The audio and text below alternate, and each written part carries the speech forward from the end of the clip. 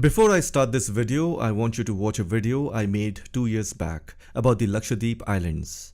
I have covered various topics related to the Lakshadweep Islands. Watch that, it will give you an in-depth understanding of the Lakshadweep Islands. I'll put the link of that video in the top right corner. Alright then, let's come back to this video. In this video, we're going to understand what this whole issue with Maldives is. We have been hearing about it a lot in the news.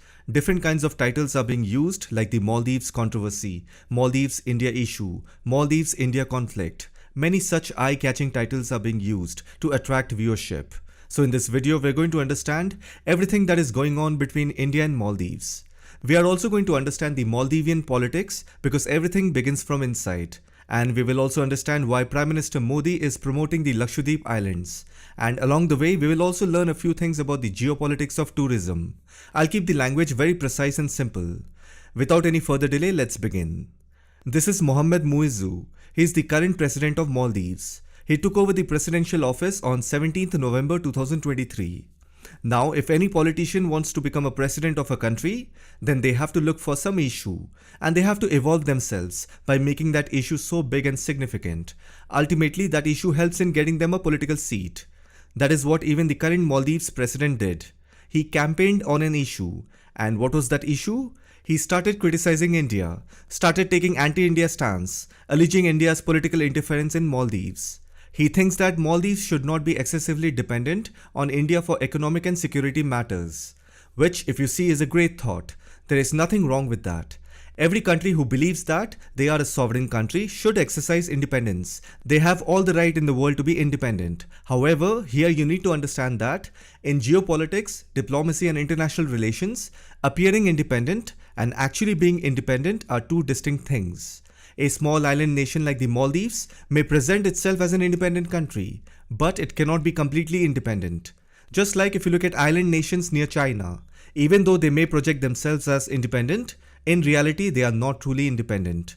The same principle applies to the Pacific Island countries near Australia or New Zealand. Even the countries in Europe appear to be independent, but on critical matter, they bow down in front of United States. So the principle is, a bigger country next to a smaller country will always exert some influence because every country has interests and those interests have to be met. In doing so, there will be some direct and indirect influence. If you look at Maldives, they don't even have a strong military force. Maldives Navy cooperates closely with the Indian Navy in securing the Maldivian exclusive economic zone and conducts joint patrols. Their army primarily receives training and equipment support from India. Maldives does not even have a dedicated air force. They have a small fleet of Dornier aircraft and helicopters that India has provided as part of bilateral cooperation. So as I said, a bigger country next to a smaller country will always exert some or the other influence. Now that you have understood the current Maldivian President Muizzu's anti-India stance, let me briefly and quickly tell you about the Maldivian politics. Because everything begins from internal politics and then it finds outside expansion. So primarily there are two prominent political parties in Maldives. Number 1, Maldivian Democratic Party MDP. Number 2, Progressive Party of Maldives PPM. Now have a look at this complete list of Maldivian presidents so far. Right now we will focus only on these three from 2018 to present. And by the way, Abdullah Yamin and Maumoon Abdul Gayoom, who ruled Maldives for 30 years, they both are brothers.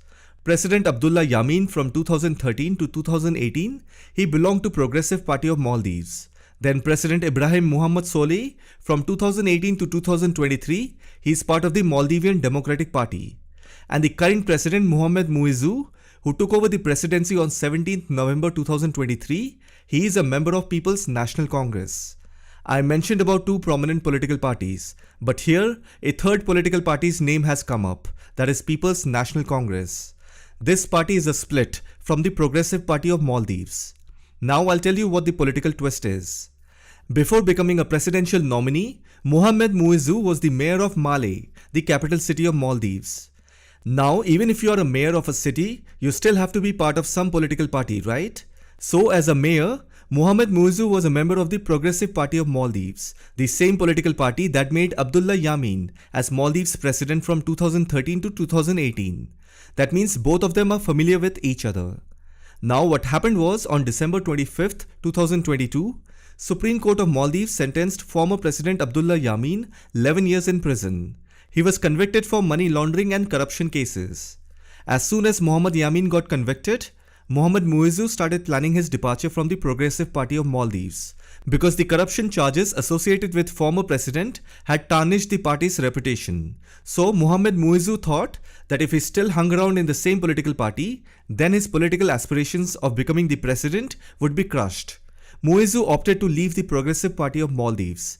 Instead, he joined the People's National Congress, seeking a new political platform to pursue his political ambition as presidential contestant. Now, every political party nominates one candidate to contest as president. Even to win that nomination, you need to win within the party. Mohammed Muizzu won the nomination within his new party, that is People's National Congress. In Maldives, the president and the members of parliament are both chosen independently by people via democratic elections. The Maldivian parliament, known as the Majlis, has 87 members who are also directly elected by the people in separate parliamentary elections. These elections happen every 5 years. Similarly, even the Maldivian people directly choose the president through a national election. It is not chosen by the parliament. This means that every eligible Maldivian citizen can cast a vote for the preferred presidential candidate.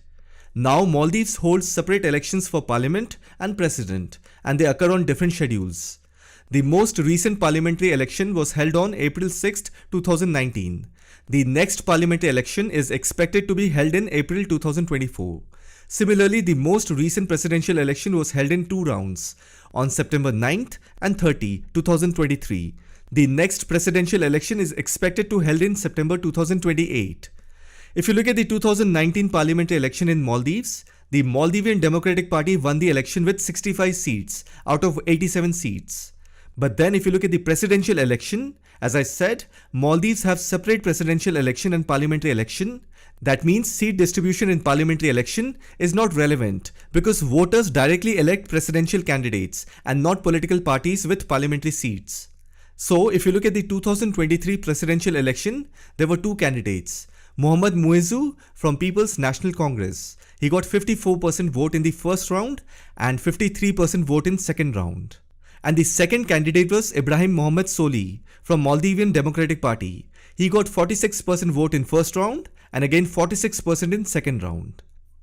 So, if you see, Mohammed Muizzu won the presidential election with a narrow margin. Now, you may have a question, how come he got more votes than Ibrahim Mohammed Soli? In fact, Ibrahim Mohammed Soli was also the former president of Maldives, and his political party also has the majority seat in Maldivian parliament. So this is where you have to understand that on December 25th, 2022, when Mohammed Yameen got sentenced for 11 years jail, his chances of becoming the presidential candidate for his political party was 0. It was with great reluctance that he had to agree to the nomination of Mohammed Muizzu as a PPM-PNC coalition candidate on August 8, 2023, merely a month ahead of the election. Former President Mohammed Yameen was not at all in favor of Mohammed Muizzu's presidential candidature. But he had no other option because he was sentenced to jail, and his own political party members slowly turned in favor of Mohammed Muizzu because if he won, then he will pay them back for their loyalty by distributing positions in government. After becoming president, Mohammed Muizzu started distributing various positions in the government to senior members in the PPM and PNC. He even added his wife and her family members to this list. Under the Maldivian constitution, the president can make any appointment to ministerial positions and to independent institutions. However, there is a catch. For these appointments to take effect, they have to be approved by a majority in the Majlis, that is the Maldivian parliament. And as I said, the Maldivian parliament is dominated by the Maldivian Democratic Party, who has 65 seats. And then this year in 2024, again they have a parliamentary election. If Mohammed Muizzu does not win a parliamentary majority, he will be unable to function. And one more thing that you need to understand is that there is no anti-defection law in Maldives, which means elected members frequently switch sides depending on prospects. That is exactly the democratic loophole Mohammed Muizzu will exploit in upcoming election. He can easily lure the new member of parliaments with gifts, luxury, give them plots and apartments in the prime location of Maldives. So these are some possibilities. And the reason I say this is because it has happened in the past. Former presidents of Maldives have done this. Now again, let me show you the list of all the presidents of Maldives till now. Under their name, you can also see the name of the political parties they belong to. The current president, Mohamed Muizzu, is from People's National Congress, but he is a representative of a coalition party, that is People's National Congress plus Progressive Party of Maldives. Ibrahim Mohamed Soli is from Maldivian Democratic Party. Before him, Abdullah Yamin is from Progressive Party of Maldives. So if you see Mohamed Muizzu and Abdullah Yamin, their political parties are pro-China. And Ibrahim Mohamed Soli and his Maldivian Democratic Party is pro-India. If you go and read about why was President Abdullah Yamin sentenced to 11 years of jail, you will see that he was found guilty of corruption and money laundering. As I said, Abdullah Yamin was a pro-China leader, and his political party, Progressive Party of Maldives, is also a pro-China party. During his presidential term from 2013 to 2018, he and his political party has passed so many projects and agreements that favored China economically instead of India. And India had a tough time in exploring its diplomatic and economic options in Maldives because, as I said, the president and his political party were pro-China. Abdullah Yamin is also the reason why Mohammad Nasheed, the former president of Maldives, got arrested and had to run away to Sri Lanka, and today he is part of the Sri Lankan politics. Abdullah Yamin was president from 2013 to 2018. In 2018, again election happened, since Mohammad Nasheed was in Sri Lanka and there were criminal charges against him, so naturally he could not come back to Maldives, otherwise he would be arrested. It was India's research and analysis wing who suggested Mohammad Nasheed not to return to Maldives and instead named someone else who is close to him as the leader of the Maldivian Democratic Party and the presidential candidate for 2018 election. That is how Mohammad Nasheed gave charge of his political party to his close friend Ibrahim Mohamed Soli, who went on to become the president in 2018. If you understand Abdullah Yamin's mindset, he always aspired to be the perpetual president, or let's say ruler of the Maldives. This is because his elder brother Maumoon Abdul Gayoom ruled the Maldives for 30 years, from 1978 to 2008. So his younger brother also developed a similar desire to rule the Maldives indefinitely. However, this did not happen in 2018. The party led by Mohammad Nasheed succeeded in making Ibrahim Mohamed Soli the president of the Maldives by winning the elections. Additionally, there was also the involvement of the Indian Intelligence Agency in this process. That is why I say that the Maldivian Democratic Party is pro-India. Naturally, from 2018 to 2023, under Ibrahim Mohamed Soli's presidency, India got many investment projects. After Ibrahim Mohamed Soli became president in 2018, Mohammad Nasheed, he was still controlling his political party in Maldives from Sri Lanka. And it was on his instruction, Ibrahim Mohamed Soli ordered investigations against Abdullah Yamin. And that's how Abdullah Yamin got convicted for 5 years jail term in 2019 and then again 11 years jail term in 2022. Now I want you to understand this political scenario. The Maldivian Democratic Party was being controlled and run by Mohammad Nasheed from Sri Lanka. Even he had corruption charges on him, and that is why he ran away to Sri Lanka. And everyone knew that Ibrahim Mohamed Soli was a puppet running the country on behalf of Mohammad Nasheed. And then if you look at the other political party, that is the Progressive Party of Maldives, even their leader Abdullah Yamin was convicted in 2019 and 2022. Now the big leaders of two main political parties of Maldives have corruption charges against them. One got jail term and the other one has run away to Sri Lanka. And both of these people are having their puppets who are running their political parties. And if you remember, in 2019, Narendra Modi got re-elected as the Prime Minister of India. And India's control over Maldives through Ibrahim Mohamed Soli was also increasing. And 2020-21 Corona pandemic kept everyone busy and locked in their homes. That is when China stepped in. China started funding anti-Indian narrative campaigns in Maldives in 2020 and 2021. Through newspapers, social media, electronic media, China started spreading this news that the current Maldivian government of Ibrahim Soli is wrongly accusing Abdullah Yamin because Indian Intelligence Agency has ordered them to do so. Try to understand this situation, okay? Both these major political parties, they both have wrongdoings under their belt. I'm not saying one is good, one is bad. But China started funding anti-Indian narrative campaign in Maldives in 2020 and 21, right after Abdullah Yamin's 2019 jail term. On top of it, if you see, Maldives is an Islamic country. When Prime Minister Modi won the elections again in 2019, you may have often observed that Narendra Modi is often associated with anti-Muslim narrative. Even Turkey is involved in supporting Maldives' anti-Muslim narrative in India. Turkey has done this with Kashmir as well. And now Maldives has signed a deal to get drones from Turkey. This anti-India narrative has been actively fueled by China through disinformation. What I mean to say is that within the Maldives, newspapers, social media channels and various other small and large media outlets whose editors have received substantial funds from China have been involved in promoting anti-India narrative. Articles have been written in such a manipulated way that it will sound funny, especially related to a small country like the Maldives.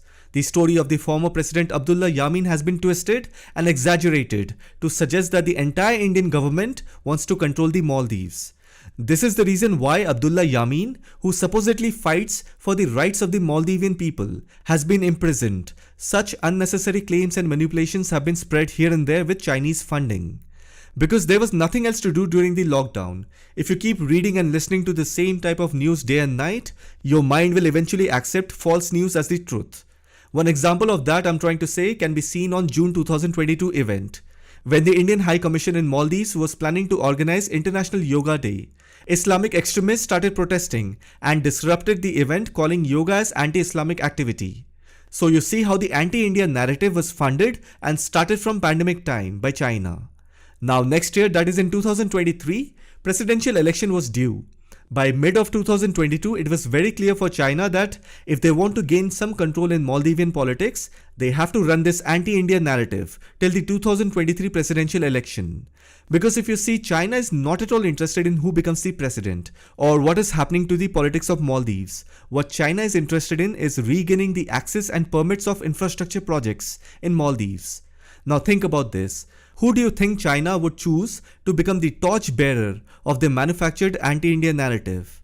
Abdullah Yamin cannot become the president because he is convicted.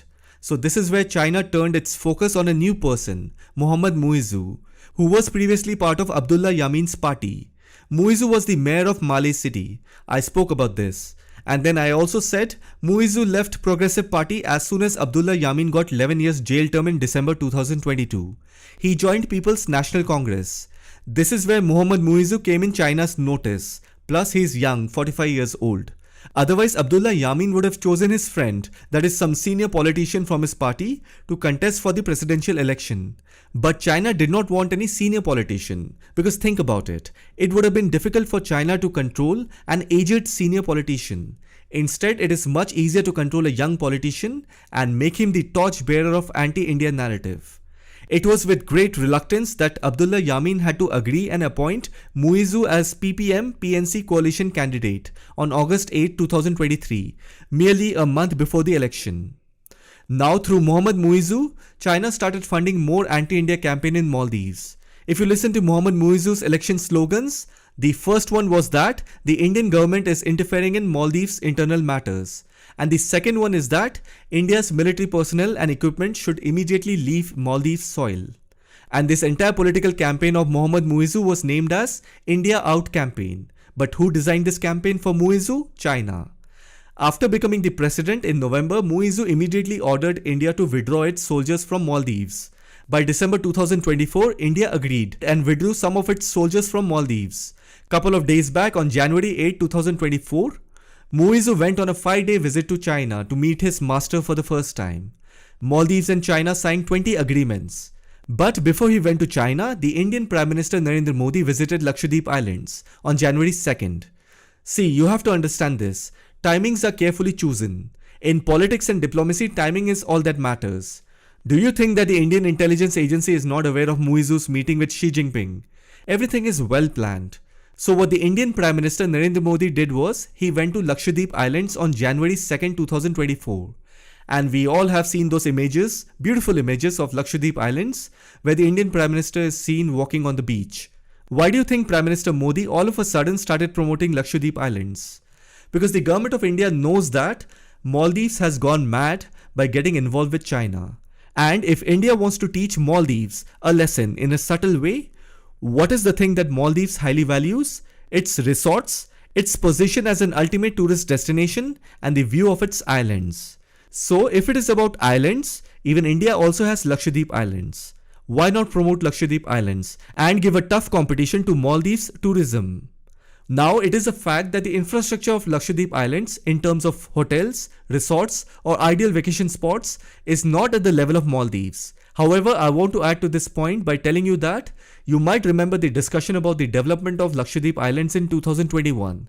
And there was a lot of protest, primarily from the Muslim community, socialist, fascist, and communist supporters, citing environmental concerns.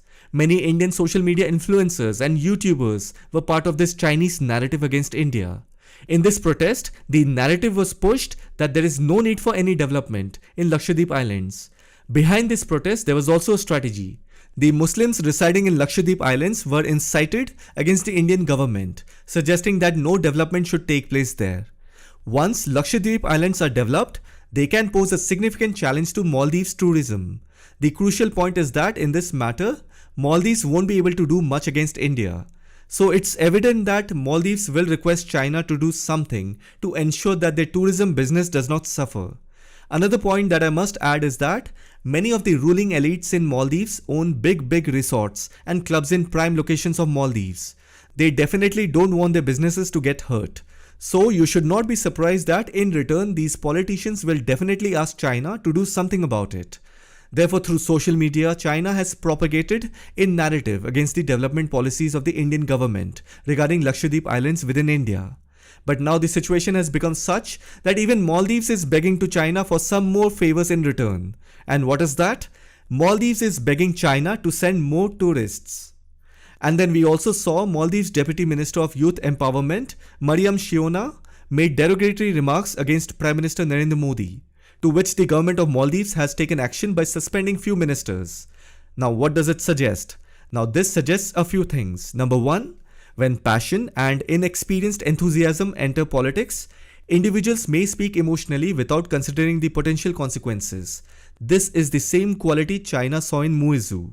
And number two, the immediate action taken by the Maldivian government against those who used derogatory remarks against Prime Minister Modi. This implies that the Maldivian government is not entirely against India. This is because investments also come from India. Muizhu is essentially saying that India should not interfere, withdraw its military, but he doesn't comment on Indian investments. He's fine with it. In simple terms, Muizhu is conveying to India, don't meddle in our affairs, take your military away, but you can still send your money and investment. If you see it from a certain angle, it seems strange, but it also makes sense because politics, diplomacy and business all have their separate domains. If Muizhu's party fails to secure a majority in the upcoming parliamentary elections in 2024, then things will not work according to him. Even though the president is head of the PPM-PNC alliance, but the Maldivian Democratic Party holds more parliamentary seats. Now we are also hearing that a new mayor of Malé has been elected, who is from the Maldivian Democratic Party and not from the PPM-PNC alliance. That means a pro-India party won the crucial position in the capital city of Malé. This position was previously held by Muizhu till recently. So you can imagine Muizhu's party lost the Malé mayor election in the middle of this diplomatic row with India. This new president will face the consequences of trying to be oversmart. The more he tries, the more he will have to eat his words. Here it is written, Maldives President Mohammad Muizhu asserts his country's independence and rejects any attempts at bullying. This rhetoric is being expressed only due to the support of China. Otherwise, a small island nation like Maldives wouldn't have the audacity to make such statements, especially when India has not done anything significantly harmful to them, as portrayed by the president playing the victim card. Anyhow, there is a parliamentary election due this year. As I said in the beginning, there is no anti-defection laws in Maldives. This means elected members frequently switch sides depending on prospects. That is exactly the democratic loophole Mohammad Muizhu will exploit in the upcoming election. He can easily lure the new members of parliaments with gifts and luxury, giving those plots and apartments in the prime location of Maldives. So these are some possibilities. India is closely observing Muizhu's political calculations. India is a very large country compared to the Maldives. So there is no need for India to be so worried. When the right time comes, Maldives will eventually come around to India's side. As the Minister of External Affairs of India has mentioned, politics is politics. So there is no big reason for concern for India. The people of Maldives need to think about what they will do with their president. Whether today or tomorrow, Maldives has to come to India's side. Muizhu is acting a bit hurry in removing the Indian troops from Maldives before the parliamentary elections that is scheduled in April this year. And one more thing that I want to mention is that the Chinese can easily ruin Muizhu's political ambition. This even Muizhu is aware of. Muizzu is the head of the PPM-PNC alliance, but it was former President Abdullah Yameen who did all the heavy lifting. So Muizzu will exploit a democratic loophole in this upcoming election. I hope you found this video informative. Thank you for watching it.